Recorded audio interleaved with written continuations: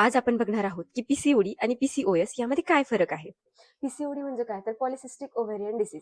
यामध्ये काय होतं, तुमच्या ओव्हरीमध्ये बिघाडून जातो. ओव्हरी म्हणजे काय, अंडाशय. मग यामध्ये काय होतं तर तुमच्या अंडाशयामधून पूर्णपणे तयार न झालेले म्हणजेच इमॅच्युअर एग्स, स्त्रीबीज हे बाहेर पडतात, ज्याचं रूपांतरण छोट्या गाठींमध्ये होतं, म्हणजेच छोट्या छोट्या सिस्टमध्ये होतं. ओव्हरीमध्ये छोट्या छोट्या गाठी तयार झाल्यानंतर काय होतं तर तुमची पाळी आणि ओव्ह्युलेशन हे अनियमित होतं, पण पाळी ही पूर्णपणे बंद होत नाही. तसंच पीसीओडी मध्ये इन्सुलिन रेझिस्टन्स म्हणजे इन्सुलिनच्या कमतरतेमुळे पुरुष हार्मोन थोडे वाढतात.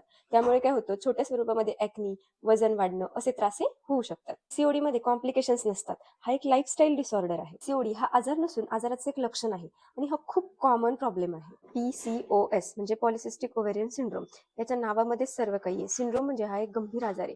याच्यामध्ये तुमच्या हार्मोन्स मध्ये प्रॉब्लेम होतो, म्हणजेच एंडोक्राईन सिस्टीमच बिघडून जाते. पीसीओएस मध्ये दुसरे अवयव किंवा सिस्टीम्स मध्ये देखील प्रॉब्लेम्स होऊ शकतात. पीसीओएस मध्ये हार्मोन्सच्या बिघाडामुळे अंडाशयाचं कार्य म्हणजे ओव्हरीचं फंक्शन हे विस्कळीत होऊन जातं. यामध्ये ओव्ह्युलेशन म्हणजे स्त्रीबीज बनण्याची प्रक्रिया ही पूर्णपणे थांबते किंवा खूप दुर्मिळ होते. त्यामुळे गर्भधारणेमध्ये अडथळे येऊ लागतात. पीसीओएस मध्ये पुरुष हार्मोनचं प्रमाण हे खूप जास्त वाढतं.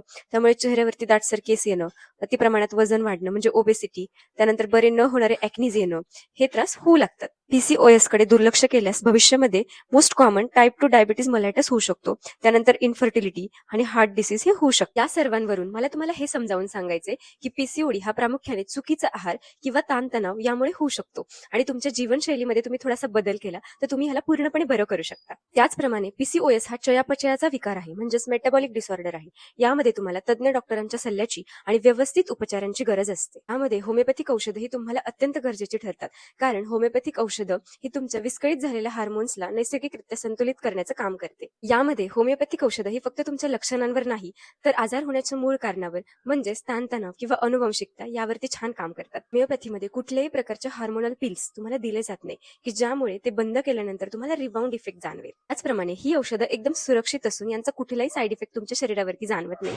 पीसीओएस मुळे ज्या महिलांना आई होण्यास अडथळे येतात त्यांना होमिओपॅथिक औषधं ही त्यांची ओव्ह्युलेशन प्रोसेस सुधारून नैसर्गिकरित्या गर्भधारणेमध्ये अत्यंत उपयुक्त ठरतात.